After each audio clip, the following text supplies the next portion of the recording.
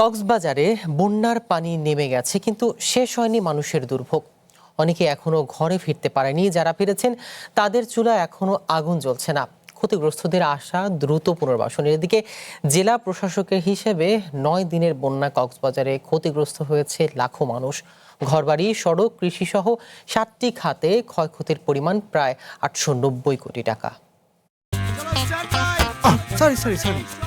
লাইফে কখন কি হয় গ্যারান্টি আছে? তাই ইন্স্যুরেন্স করুন সিটি ব্যাংকে, কারণ ইন্স্যুরেন্স করলে সিটিতে সুরক্ষা পাবেন নিশ্চিতে। গাছের পাতা জ্বর হের নাচে বেলায় অনেকে যাই না ভারি। পেকুয়া সদরে সৈয়দা খাতুন ২০ বছর আগে স্বামীকে হারিয়েছেন এই বৃদ্ধা। প্রতিবন্ধী ছেলেকে নিয়ে বাঁশের তৈরি এই ঘরে বসবাস তার। ভিক্ষা করে কোনো মতে সংসার চালালেও এবারের বন্যা কেড়ে নিয়েছে তার সবকিছু। আশ্রয় কেন্দ্র থেকে বাড়ি ফিরলেও চুলায় এখনো আগুন জ্বলেনি। বাড়িটিও যে কোনো মুহূর্তে ভেঙে পড়ার উপক্রম।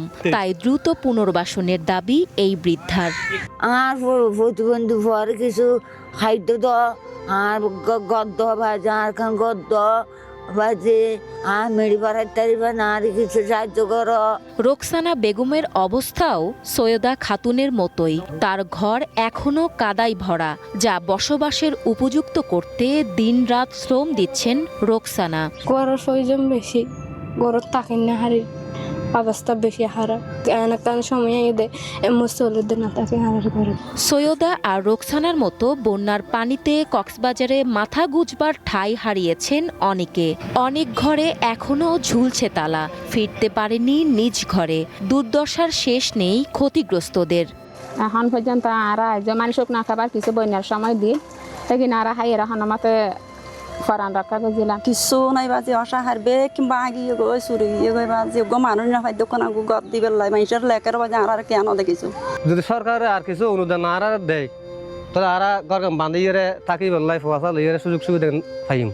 জেলা প্রশাসনের হিসেবে ৯ দিনের বন্যায় কক্সবাজারে ক্ষতিগ্রস্ত হয়েছেন লাখো মানুষ।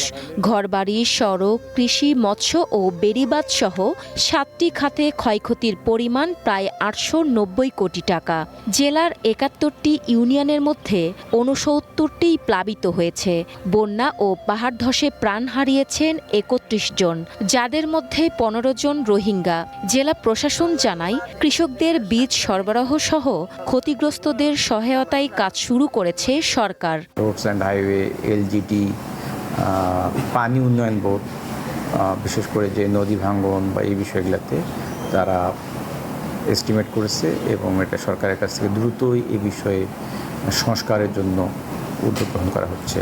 বন্যা পরবর্তী হাজারো পরিবারের যে দুর্দশা তা কমাতে দ্রুত সরকারি বেসরকারি পুনর্বাসনের দাবি জানিয়েছেন ক্ষতিগ্রস্তরা। One national desk.